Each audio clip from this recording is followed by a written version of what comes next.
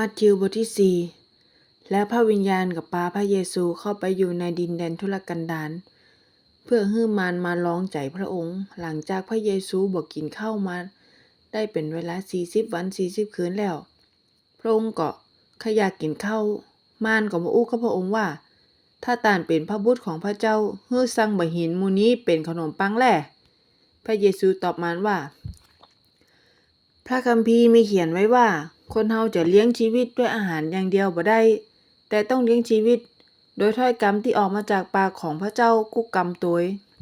ต่อจากนั้นมันก็พาพระเยซูไปกรุงเยรูซาเล็มพาขึ้นไปอยู่บนยอดหลังคาพระวิหารแล้วบอกพระองค์ว่า ถ้าต่านเป็นพระบุตรของพระเจ้าแท้ๆก็ให้โดดลงไปแล่ย้อนพระคัมภีร์มีเขียนไว้ว่า พระเจ้าจะสร้างให้ทูตสวรรค์มาปกปักรักษาต่านเอามือหาบต่านไว้บ่ให้ตีนไปตุบใส่บ่หินพระเยซูตอบมารว่า แต่พระคัมภีร์มีเขียนไว้เหมือนกันว่า ห้ามลองดีองค์พระผู้เป็นเจ้า พระเจ้าของเจ้า ต่อไปมารพาพระเยซูขึ้นไปบนดอยที่สูงๆให้พระองค์พอความเจริญรุ่งเรืองของอาณาจักรตึงหมดในโลกนี้มารบอกพระเยซูว่าถ้าต่านกลับไว้นมัสการเฮาจะยกตึงหมดนี้ให้พระเยซูอู้กับมารว่า ไอ้ซาตานไปไกลๆบัดเดี๋ยวนี้พระคัมภีร์มีเขียนไว้ว่าฮือนมัสการองค์พระผู้เป็นเจ้าพระเจ้าของเจ้ากับฮับใจพระองค์ผู้เดียวต่ออันแล้วมันก็ละพระเยซูไปหมู่ทูตสวรรค์ก็มาพอกมากอยพระองค์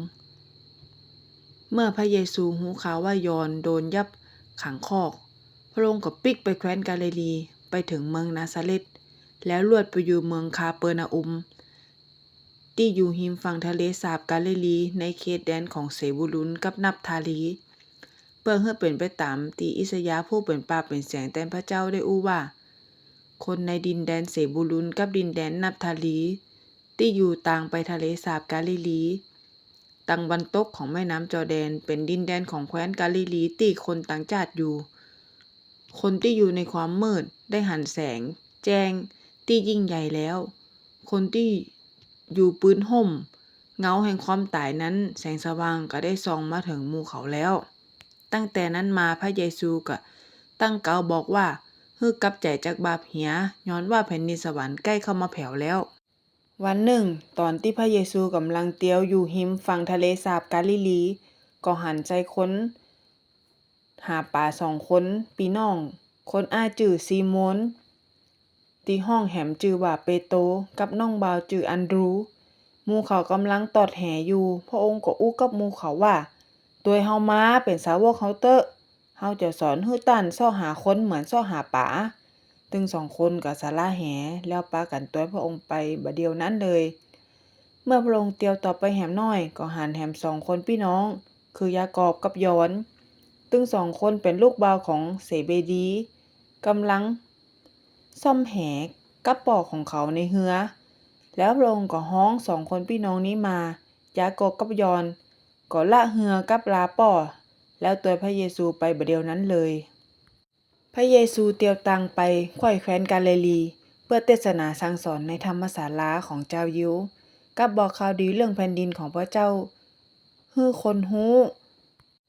ปลายบ่ปอยังรักษาคนเป็นพยาธิต่างๆให้หายตัวเยอะให้ชื่อเสียงของพระองค์ดังไปไขว้ประเทศซีเรียหมู่คนกับปาคนทั้งหลายที่เป็นพยาธิต่างๆมาหาพระองค์อย่างคนที่เจ็บป่วยหนักคนโดนผีเข้าคนเป็นลมบ้าหมูคนเป็นง่อยพระองค์ก็ได้รักษาหมู่เขาจนหายกันหมดกุคนพระองค์ไปตั้งใดคนจำนวนนักก็ตัวพระองค์ไปมีตึ้งคนที่มาจากแคว้นกาลิลีแคว้นทศบุรีกรุงเยรูซาเล็มแคว้นยูเดียตึงดินแดนตะวันออกของแม่น้ำจอร์แดนตัวย